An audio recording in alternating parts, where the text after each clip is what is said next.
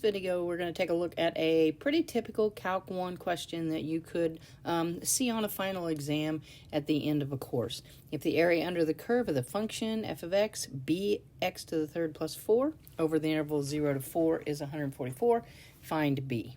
So basically what we need to do here is, since it's the area under the curve here, then we know that we are going to need to do the integral.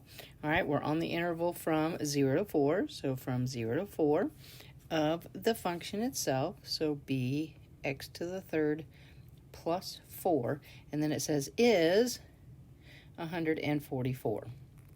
All right, now from here, I can take a look at this left-hand side of the equation, and I can go ahead and integrate it. So integrating that bx to the third, I'm going to have an x to the fourth, and in front of that, I'll have a b over 4. All right, integrating 4, I'll have a plus 4x. All right, and then we'll run this on the interval from 0 to 4, and this is equal to that 144 still. All right, we're going to plug in and evaluate the left-hand side, so I'll have a b over 4 times, plugging in 4 to the fourth power, I'll have 256.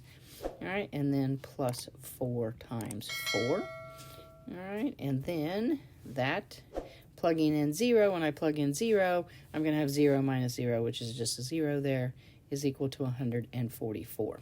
All right, from here, it's just a matter of working this out and solving for b. So 256 over 4 is going to be a 64b plus 16 is equal to 144.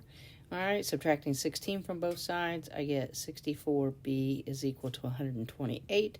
And then solving for b, b is going to be equal to 2. All right, now this is a pretty straightforward Calc 1 question after you have obviously learned how to deal with integrals and area under the curve, and it is typically, usually at the end of the course, you'll see questions like this on your final exam. So definitely thanks for watching. If the videos are helping, please share with your friends so they can benefit too, and don't forget to subscribe to the channel. Thanks.